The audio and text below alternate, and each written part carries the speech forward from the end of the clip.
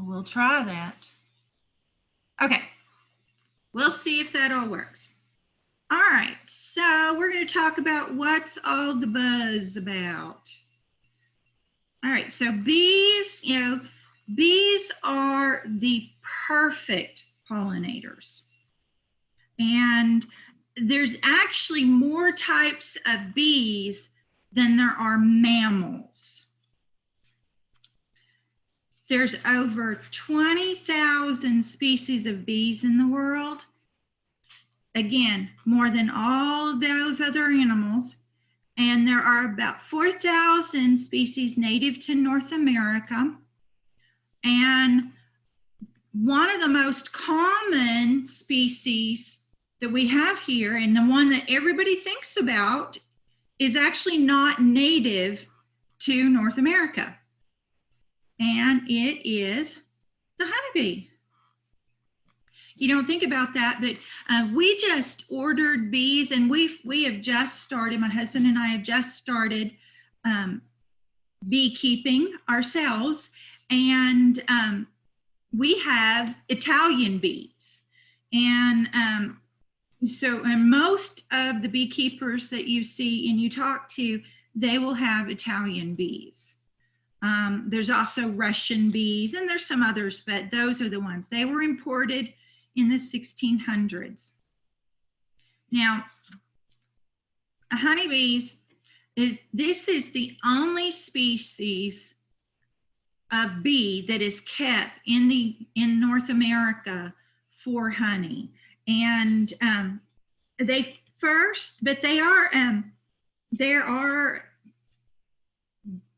people have been collecting honey for thousands of years. And they are the preferred pollinator for agriculture.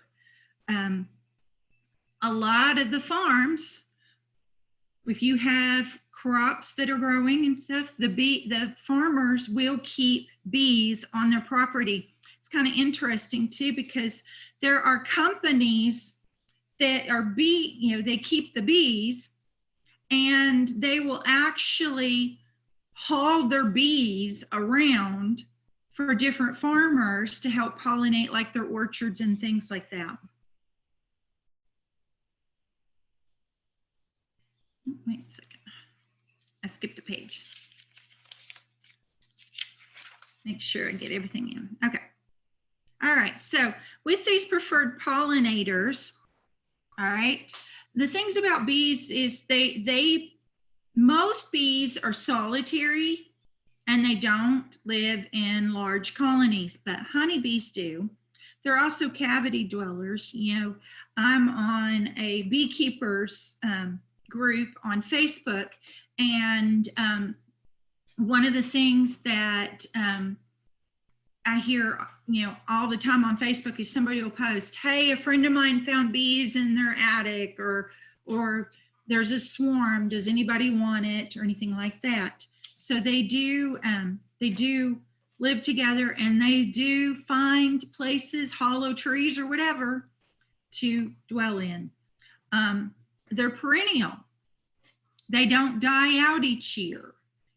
Most other insects like that, they die out, but honeybees don't. They're generalist feeders. In other words, they're not super picky about what they eat.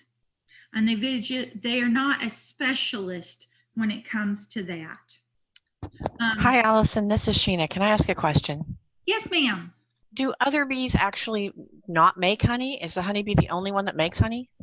There are a few bees that do, but very few.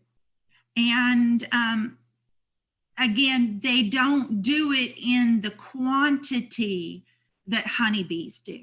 Honeybees are prolific when it comes to producing honey, where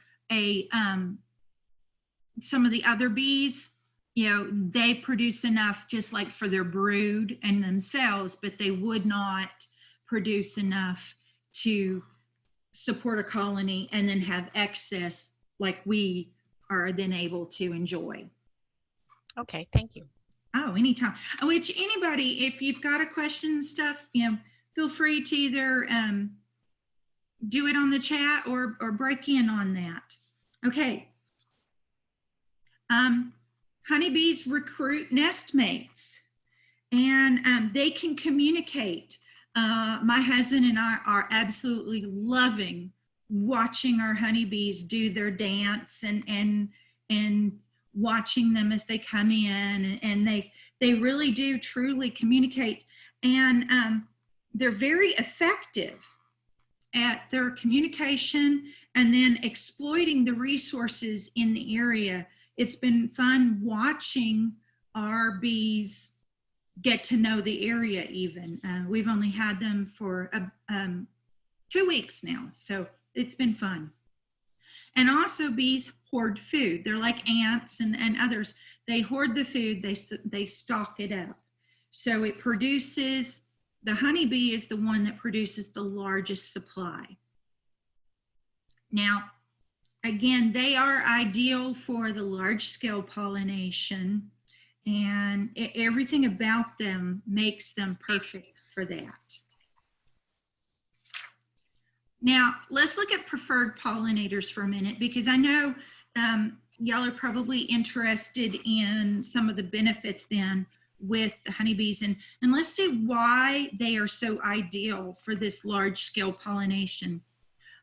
Honeybees are perfectly adapted for pollination or that pollen transport. You can see in these pictures how their bodies themselves are made, and how they get covered, and like right in here you can see how they've got the pollen stuck to them. It's really kind of fun to see them. Now, honeybees are not ideal though for all crops and situations. Native plants co-evolve with native bees. So, again, it's important to allow our wildflowers, things like that, because while some of our wildflowers, it doesn't matter, other wildflowers and native plants in our area will benefit more from the native bees and just I guess you could say the wild bees. European honeybees, though, are a lot easier to cultivate than the native bees. But the native bees, again, they kind of co-evolved with the native plants. Now, New World crops include all of these listed here. And some of these plants, like tomatoes, they need a large bee, like a bumblebee, to shake loose the pollen. And also, honeybees do not thrive in greenhouses. I've seen some people ask about that. Well, I've got a greenhouse. Can I put a hive in it, and will they keep everything pollinated?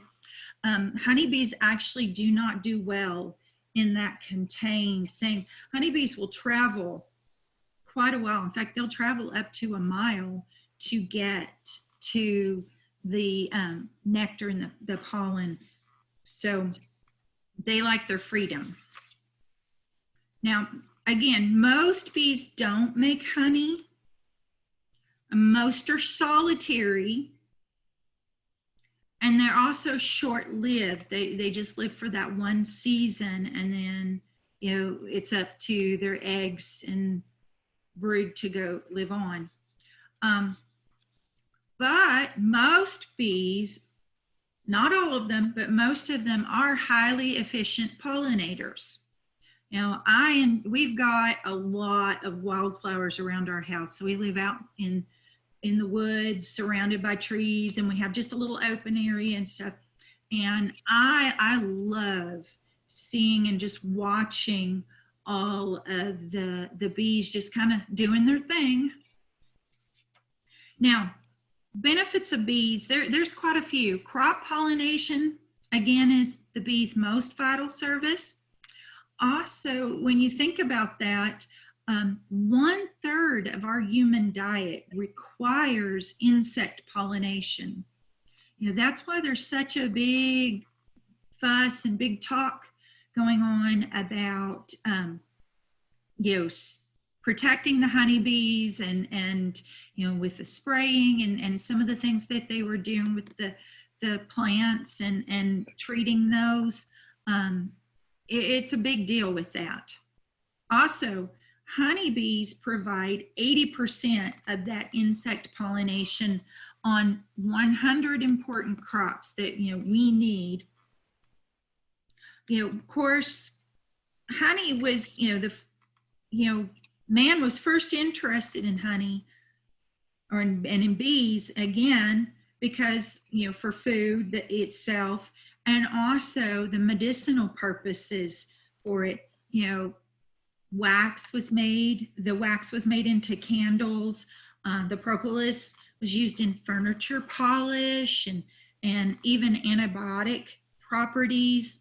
The royal jelly is used often in health foods, and it's very high in protein.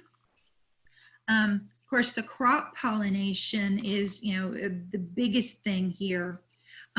We're talking $15 billion a year in just the U.S., and then they increase the yield by 25 billion each year. All right, now I know y'all probably enjoy thinking about planting and stuff like that for the natural. So here's a little information for that. You can go to these websites here, and these are some of the brochures and handouts and things that they have with that of planting specifically for pollinators. Now, again, bees aren't the only pollinators, so this will have information on some of the others, and I could speak for a whole hour just talking on pollinators, but I want to be able to get to actual honey. All right, so planting for pollinators, there is an app that you can do, and you can customize your search using the soil type, whether you're sunny or shady, which our house has lots and lots of shade, the plant type that you're interested in, what kind you would like to grow in your area, flowers, the shapes and colors, and by using that, if you look and see even with what you've got growing in your yard, you're going to see what is attracted to your yard. And then, looking for the pollinator groups, and you can get those.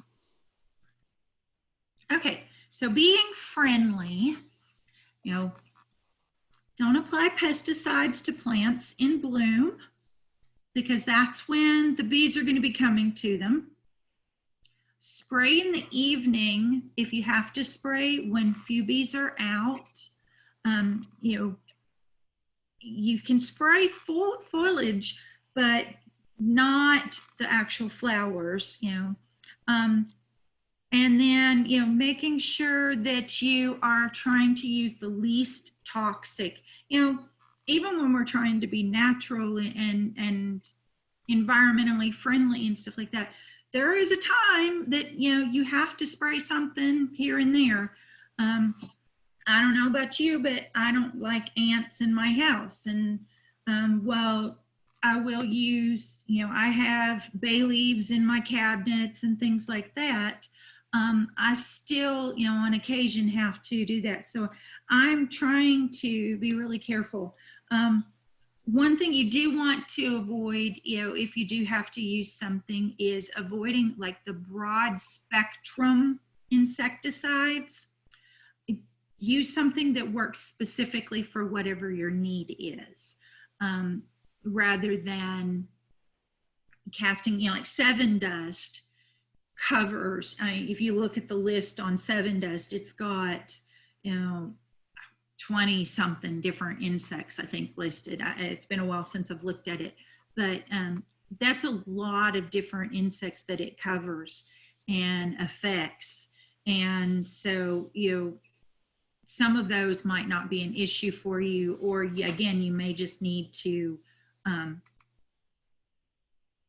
cover for one thing. And so you try to get specific with that. All right, so let's talk honey. Everybody ready for honey? All right, honey is pure and natural. It's delicious. The bees collect the nectar of the flowers, and then they store it in the hives, and they consume that during the winter months and periods of drought.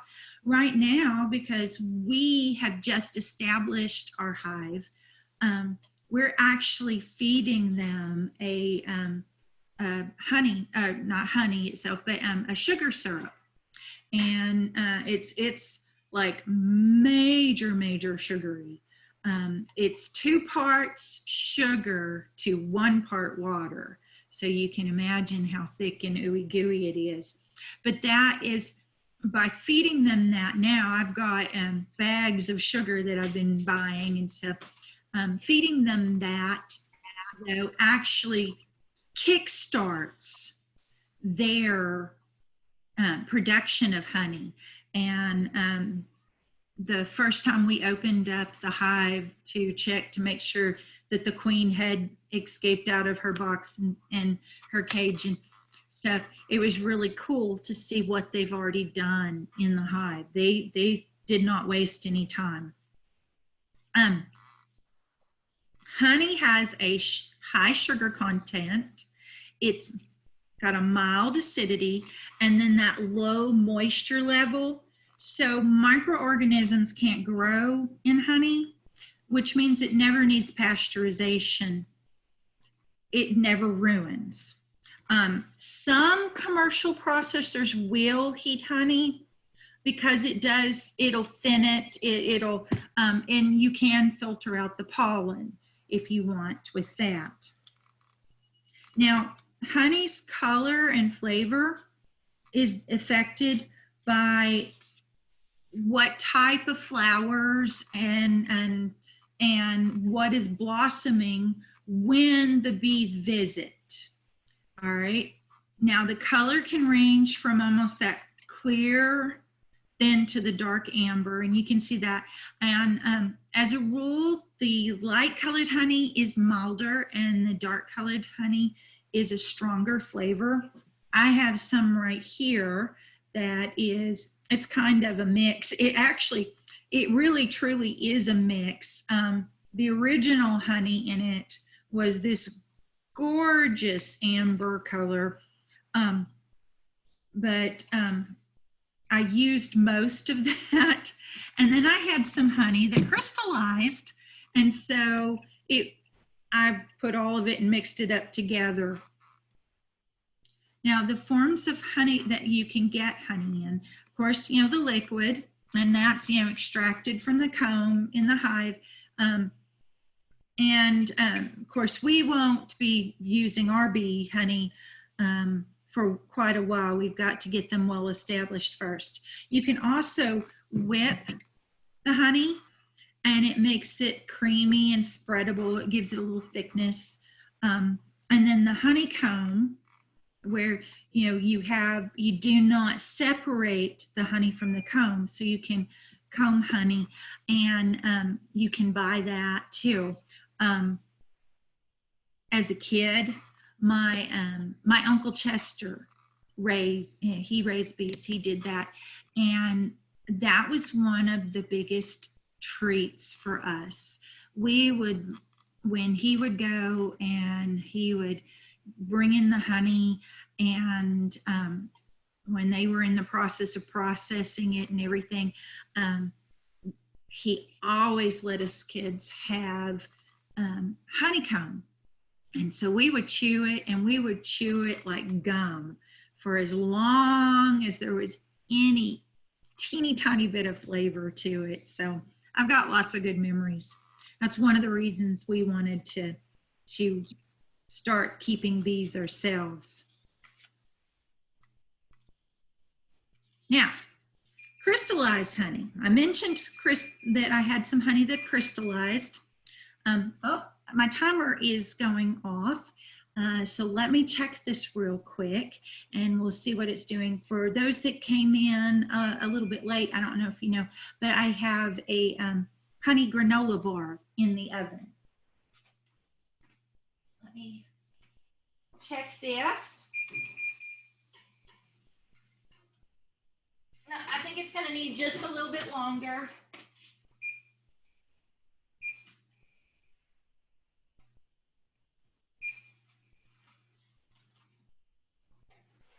Okay. All right, so we'll give it just a bit more time.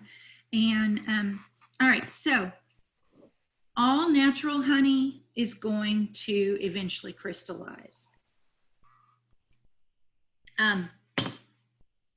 The cooler the area is, the faster it'll crystallize too. And honey with higher glucose content tends to crystallize more rapidly. Also the raw honey, which is the kind I prefer, and it will crystallize more readily too. The thing is crystallized honey is not spoiled. All you need to do is place your honey, in the container into a pan of warm water to liquefy again.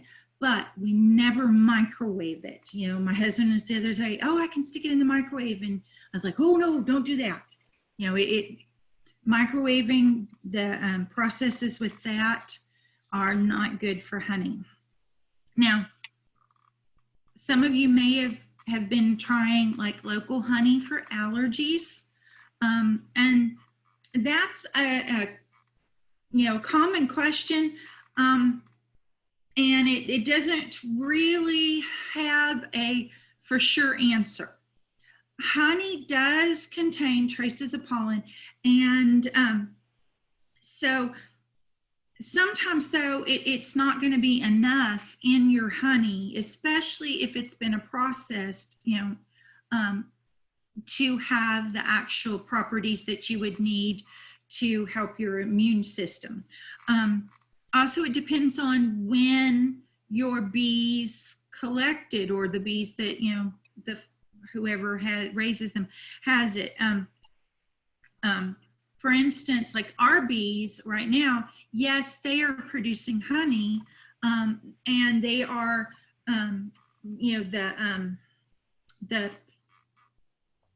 the privet, the hedgerow bushes are blooming right now. Well, I am highly allergic to that. But unfortunately, yes, my bees are busy and they are producing, but that's going to be for their brood. So I'm not going to benefit from the pollen that they're collecting right now. Now, if they continue and they make enough, and we do get to collect any this fall, it could be that they make some of their honey using like ragweed or some of the other fall flowers that can cause so many allergies. So that might be a benefit. Also, for some people that are hypersensitive to allergens, consuming the raw honey could potentially create a severe allergic reaction. So, again, you want to be careful with that. Does anybody have any questions so far? Okay. Why honey should not be fed to infants? You probably heard that. Honey, any kind of commercial honey that you buy in any store, they're going to have that on the label. Of course, this one is straight from a home honey producer here, so it didn't have that. But I do have one that I bought like from Kroger, and all of that will say that children under 12 months should not be fed honey. Let's see, my timer's going again, so we're going to go ahead and get that out. It smells good. I wish you could smell it.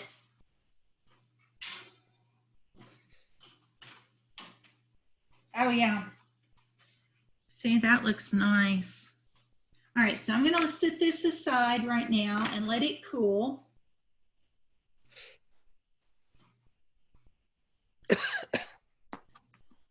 Okay, all right. Infant botulism is a form of food poisoning. Honey is connected with that. And with infants, their stomachs and their immune systems, like their stomach acids are not strong enough. That's, like why they only, digest milk and things as a little one. And you have to increase gradually as they grow and they strengthen. Also, their immune systems are not necessarily strong enough to fend off any kind of bacterial spores. And now honey itself, we mentioned before that honey itself doesn't spoil.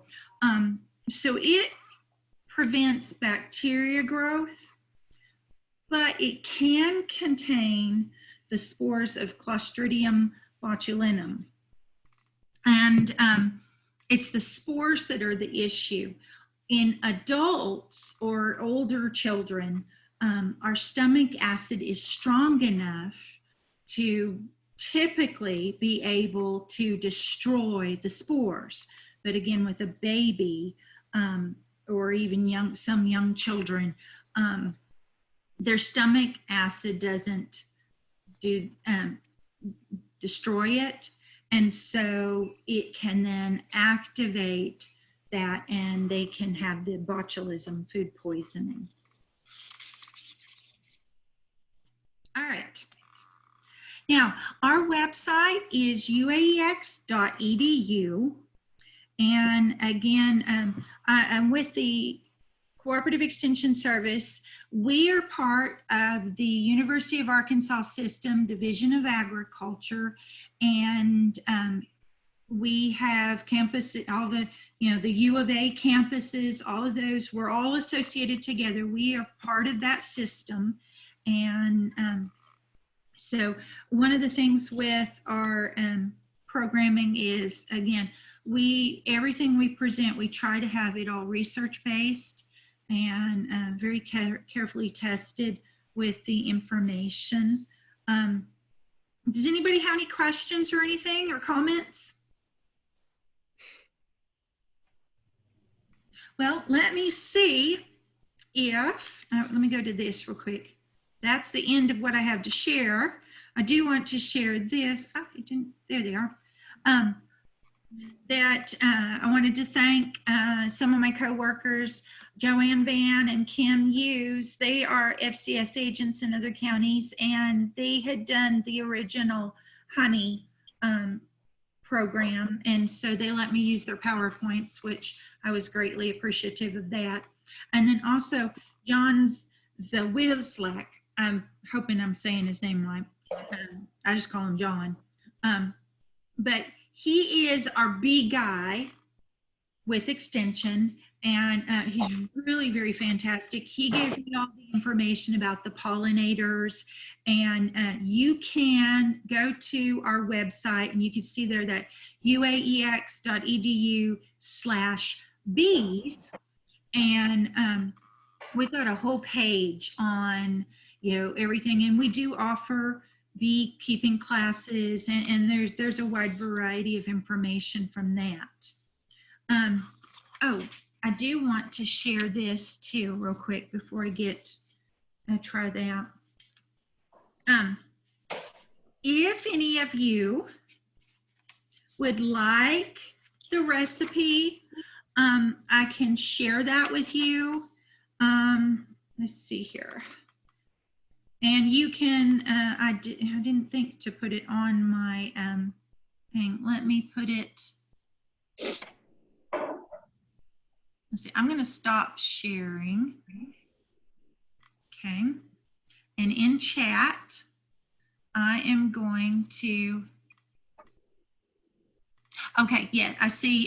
Go over the quantities of the ingredients. I'll go over that too. Yes. But in chat, I'm going to put my email.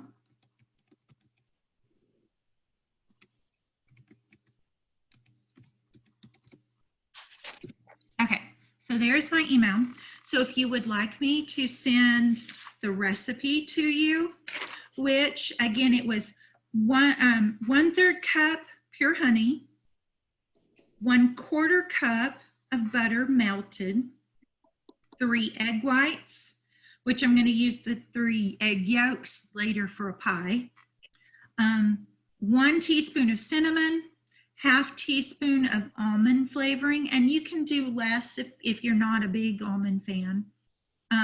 3 cups low-fat granola, and I will say that when I poured out my granola before you guys came on and stuff, I chopped it up because it was going to be really loud, and because sometimes you get some pretty big chunks. So 1/2 cup almonds, coarsely chopped, and I just got the the slivered almonds for that. And then it calls for 3/4 cup dried cherries, but again, I did not want cherries in it because nobody in my family would touch it. So there's that. Let's see what it enough to cut. And then you just cut it into bars. This probably is going to need a little more cooling for best results. Yeah, it's not going to come out very nice, but we'll give it a shot. Let me get a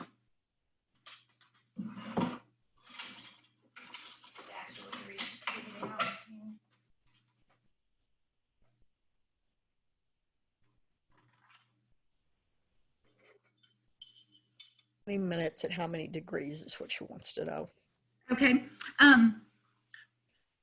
350 is your degrees, 350 Fahrenheit, and then 20 to 25 minutes, and then you want to cool it on a rack. And so hopefully you can see that. That looks quite tasty. All right. I also have some handouts, sweet tips for honey use. And so there's some of the ways that you can use honey in things, and a few more recipes that are included with that. If you just really want more information on honey, I do have another handout that I can share with you, and it's from honey.com, and it's got a lot of good information on that. If you would not mind, then I would appreciate it too if you would email me. Again, I can email you back the all those handouts if you're interested. But I also would appreciate it if anybody would be willing to fill out this evaluation for me. Not being able to be in person, it kind of makes it where couldn't just hand it to you when you were a live captive audience. So, but I do appreciate that. So anybody have anything else? Allison, thank you for inviting us into your home this morning. And I'm going to try your recipe. Great. I will post that, and I forgot to let me share this. I will post that recipe at least by Monday if I don't get it done sooner. But let me share my let's see. And one of my emails or my Facebook. Okay. And Allison, this is Terry. I want to say thanks to Sheena for saving the day. Yes. The Zoom account sorted out there. But, and I'm sure we lost a few of our members because of the delayed start, but it's okay. I think we ended up having 7 or 8. Yes. But, I appreciate you coming. Well, good job, Allison. Very informative, and just right up our alley. Exactly what we needed. Well, thank you. I'm a big honey fan. I've got my lemon ginger tea here flavored with honey. You know, I like sweets, and honey is one of my sweeteners of choice. So, yeah, there's lots of good properties in it. Hi, Allison. This is Sheena again. I just wanted to say thank you. Thank you for your class. It was very informative, and I loved the starting off with a recipe. Oh, thank you. Well, you know, if there's anything I can do for y'all, don't hesitate to call. My number is 501-693-6321. That's my cell phone number. Right now, I'm still working from home, although we will be going back to the office, and I'll give you my extension office number, which is 501-623-6841. And so again, if please email me that, since I didn't have a way to get ahead of time to email any of you the information, but you know, I'll gladly share the handouts with you. And also, I would appreciate your input for the presentation, you know, for evaluation. We're all about impact, and being with a government agency like we are, we have lots to prove our value and our worth. So Allison, Terry, in order to get the evaluation form and the other handouts, just email you. Yes, if they will Okay. email me, then I'll be able to email them directly. And you can just say, you know, honey program in like the subject line, and then I can send you that, and I can send you the handouts as well. They're very useful. Allison, can you repeat your email address again? Yes, it's A Crane, and that's CRANE at uaex.edu.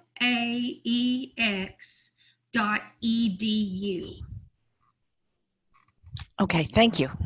Yes, ma'am. And guys, it's also on the chat page. You pull that down. Yes. Well, again, if y'all have any questions, again, don't hesitate to contact me, and I'd love to do anything else I can in the future to help you. Well, Allison, Terry, we will definitely be in touch with you for future programs. Thank you so much. Somebody else had a question? Did you taste test? I mean, you've tried this recipe before, or? Well, some friends of mine tried this recipe. Let me just try it real quick.